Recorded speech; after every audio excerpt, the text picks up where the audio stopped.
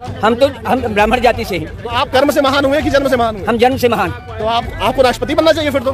राष्ट्रपति छोटी सी छोटा सा स्थान, राष्ट्रपति और ब्राह्मण का स्थान जगत गुरु। मतलब राष्ट्रपति भी महान आप हैं। राष्ट्रपति जैसे सैकड़ों पैरों पर गिरते हैं।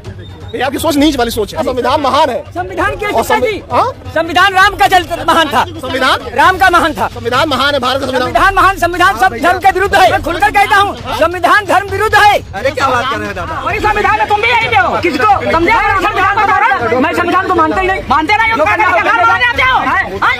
ज्यादा देखो बुढ़ावती में हम तुमको हम वही कर रहे हैं। क्या करोगे? वही मैं कर रहा हूँ। आपने गाड़ी में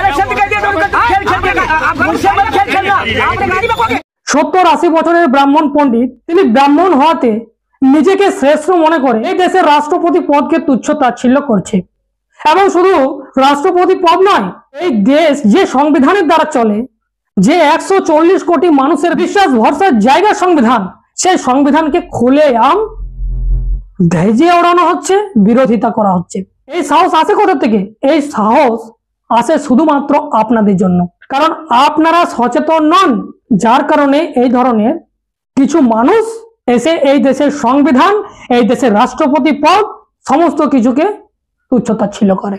আপনারা যাকে নিজেদের মনে করে ভোট দিচ্ছেন, তাদেরকে সাথ সহযোগিতা করছেন, আর তার ফলস্বরূপ এইগুলো। এই আধুনিক ভারতের ইতিহাসে আপনারা যদি একটু লক্ষ্য করেন, তাহলে পরিষ্কার হয়ে যাবেন যে এই ধরনের ব্রাহ্মণ পণ্ডিতেরা সাহস কোথা থেকে পাচ্ছে। দেখুন, 28শে ডিসেম্বর 1885-তে কংগ্রেস নির্মাণ হয়। আর সেই কংগ্রেসকে প্রতিষ্ঠা কে করেছিল? না ব্রাহ্মণবাদীরা, এই দেশের মনুবাদীরা। আবার সেই কংগ্রেস কয়েক বছর পর ব্রাহ্মণদের একটা সংগঠন নির্মাণ করলো, সেটা হচ্ছে আরএসএস। আর সেই আরএসএস তৈরি করলো বিজেপি। যে কংগ্রেস তৈরি করেছে আরএসএস, আরএসএস তৈরি করেছে বিজেপি। আমাদের অনেক মানুষ হয়তো জানে না এই বিষয়টি, যার জন্য বিজেপিকে তারা বিরোধিতা করে আর কংগ্রেসকে ভালো বলে। বিশেষ করে এই দেশের মুসলমানেরা জানেই না কে তাদের শত্রু আর কে তাদের বন্ধু।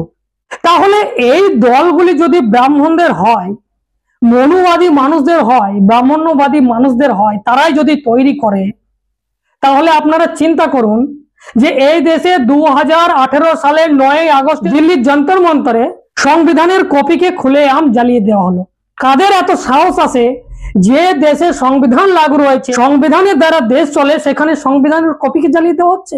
এই দেশের মুসলমানদেরকে জিজ্ঞাসা করা হচ্ছে, যদি কোরআনকে জ্বালিয়ে দেওয়া হয় দিল্লি যন্তর মন্তরে, আপনারা চুপ থাকবেন? নিশ্চয়ই আপনারা আওয়াজ তুলবেন। এই দেশের যারা হিন্দু ধর্মের মধ্যে এসসি এসটি ওবিসিরা রয়েছে, তাদেরকে জিজ্ঞাসা যদি করা হয় যে গীতাকে যদি খুলেআম দিল্লির যন্তর মন্তরে বা কোথাও পুড়িয়ে দেওয়া যায়, আপনারা মেনে নেবেন? কখনোই না।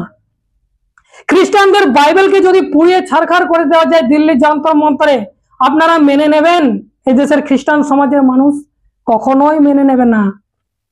তাহলে এই দেশের সমস্ত ধর্মকে যে সংবিধান অনুমতি দেয়, সেই সংবিধানকে 9ই আগস্ট 2018 সালে জ্বালিয়ে দেওয়া হলো। অথচ বহু মানুষের কাছে এই রিপোর্ট নেই, অজানা তাদের কাছে। কারণ সংবিধান জ্বালিয়েছে, সেটা তো দেশের ম্যাটার, এটা রাজনৈতিক দলদের ম্যাটার। তারা এফআইআর করবে, তারা আরো কিছু করবে, আর আপনারা ঘরে নাকে আর কানে তেল দিয়ে ঘুমবেন, যার ফসল এগুলো। আজকে সংবিধানের বিরুদ্ধে যদি কেউ আচরণ করে, সংবিধানকে অবমাননা করে, তাহলে এই দেশের সমস্ত ধর্মের মানুষকে এবং 140 কোটি মানুষকে এগিয়ে এসে দেশ বিরোধীদেরকে চিনিয়ে দিতে হবে যে এরাই হচ্ছে দেশ বিরোধী মানুষ। কারণ যারা দিল্লি যন্তর মন্তরে সংবিধানের কপিকে জ্বালিয়েছিল, তারা প্রত্যেকে ব্রাহ্মণ্যবাদী মানুষ, মনুবাদী বিচারধারার মানুষ। আর এই যে বয়স্ক ব্রাহ্মণ, তিনি নিজের মুখে বলছেন যে আমি মনুবাদী বিচারধারার মানুষ। আপনারা ভাবুন যে আমরা কোন দেশে বাস করছি। এই দেশের এসসি এসটি ওবিসি এবং ধর্ম পরিবর্তন করে যে সমস্ত মানুষ রয়েছে, সকলের সংবিধানকে কি রকম বিরোধিতা করছে, আর আপনারা চুপচাপ রয়েছেন। তাহলে দোষটা কাদের? দোষটা আমাদের। আমরা সজাগ নই বলে এই ধরনের মানুষেরা এসে সংবিধানকে অবমাননা করছে। সংবিধানকে অবমাননা করা মানে আপনার অধিকারকে অবমাননা করা, আপনার অধিকার থেকে বঞ্চিত করে দেওয়ার একটা পরিকল্পনা। এরা বলছে আমরা মনুবাদী মানুষ, সেই মনুসংহিতায় এই দেশের মুসলমানদের কথা বলে না, খ্রিস্টানদের কথা বলে না, জৈনদের কথা বলে না, বৌদ্ধদের কথা বলে না, আদিবাসীদের কথা বলে না, দলিতদের কথা বলে না, পিছিয়ে পড়া মানুষ অর্থাৎ ওবিসিদের কথা বলে না, এরা কাদের কথা বলে? এরা ব্রাহ্মণ, বৈশ্য আর ক্ষত্রিয়দের কথা বলে। আর বাকি এই দেশে যে সমস্ত নাগরিকরা রয়েছে তারা এই দেশের শূদ্র সমাজের মানুষ, অতি শূদ্র সমাজের মানুষ, তাই এরা শুধু এদের সেবা করবে। কিন্তু সংবিধান সম্পূর্ণ উল্টো বলছে। সংবিধান বলছে এই দেশের সমস্ত নাগরিক সমান। এই সংবিধানে বৌদ্ধদের অধিকার রয়েছে, খ্রিস্টানদের রয়েছে, মুসলমানদের রয়েছে, জৈনদের রয়েছে, লিঙ্গায়তদের রয়েছে, দলিত, আদিবাসী, পিছিয়ে পড়া মানুষ এবং ব্রাহ্মণদেরও রয়েছে। মানে সকল এই দেশের নাগরিক 140 কোটি জনগণের অধিকারের কথা বলা রয়েছে। তাহলে এই দেশের সংবিধানকে যারা অবমাননা করছে, তাহলে আপনার অধিকারের সাথে এরা খেলোয়াড় করছে না? আপনারা কি বলবেন? অবশ্যই কমেন্ট করে জানাবেন। এবং ইনি যে ব্রাহ্মণ হয়ে নিজেকে শ্রেষ্ঠ মনে করছে, যে ব্রাহ্মণ জন্ম সে শ্রেষ্ঠ হ্যায়, তো সন্ত কবির জি সেই লাইনটি মনে পড়ে গেল এবং ব্রাহ্মণদের বলেছিল, अगर तुम लोग जन्म से श्रेष्ठ हो तो सारे लोग जिस तरह से जन्म लेते हैं तो ठीक उसी तरह से आप लोग भी कैसे जन्म लेते हो, दूसरे तरीका से जन्म लो ना। लेकिन ब्राह्मण भी ठीक उसी तरह से जन्म लेता है जिस तरह से आप लोग और हम लोग, মানে আপনারা আর আমরা সকলেই যেভাবে মানবদের সৃষ্টি, যেভাবে তারা জন্ম নেয় একই প্রকারে ব্রাহ্মণেও নেয়। তাহলে শ্রেষ্ঠ কিভাবে হয়? এই প্রশ্ন কবিরজি করেছিলেন। কি বলবেন এই সমস্ত বিষয়ে অবশ্যই আপনারা কমেন্ট করে জানাবেন।